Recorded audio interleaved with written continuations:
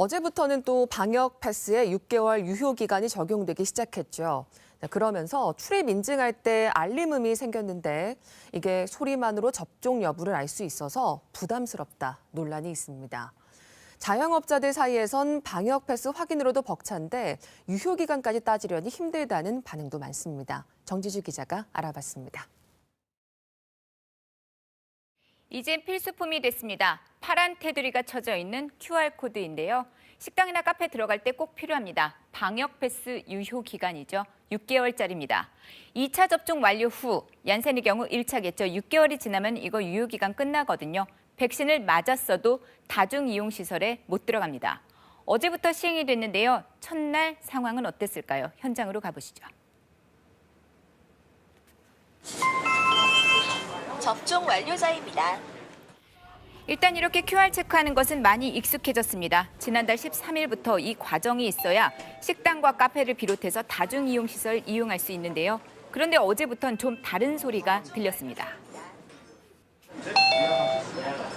미접종자 혹은 접종 정보를 갱신하지 않은 경우입니다. 손님을 당황하게 하는 벨소리죠.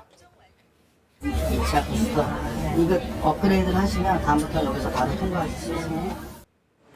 그래서 식당에 밥 먹으러 가면서 종이 접종 증명서를 챙겨가는 분까지 등장하기도 했습니다.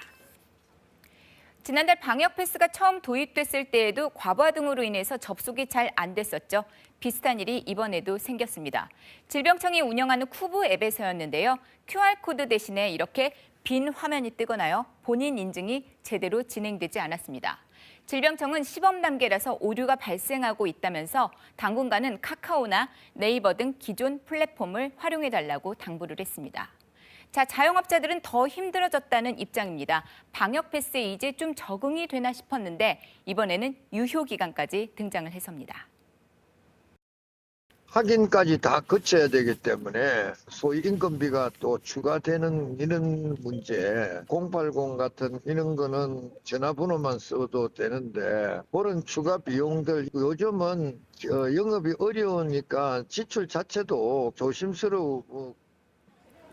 그러니까 손님이 앱을 업데이트하지 않았을 경우 그 안내는 자영업자 몫이고요. 유효기간 지난 분들을 돌려보내야 하고 만약에 실랑이라도 생긴다면 해결해야 하는 것도 현장의 자영업자들 몫입니다. 미접종한 분들도 불만이 많습니다. 특히 인식기에서 나오는 이 띵동 소리, 그게 참 부담된다는 분들이 많습니다. 이유가 있어서 접종 완료를 못했는데 그게 공개됐다.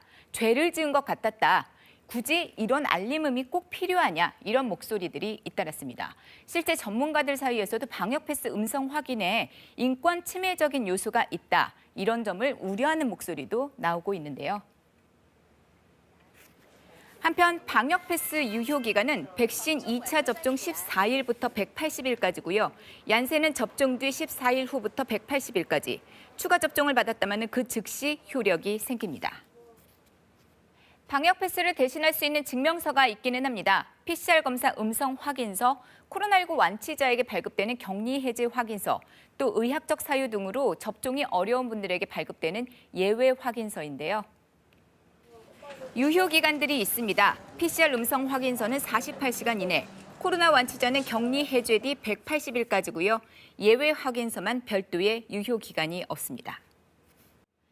자, 쿠브 앱을 보면은요, 방역 패스 유효 기간이 언제까지인지 또 며칠이 남아 있는지 확인할 수 있고요. 네이버 등에서는요, 접종 완료 후 며칠이 지났는지 확인할 수 있으니까 도움이 되겠죠.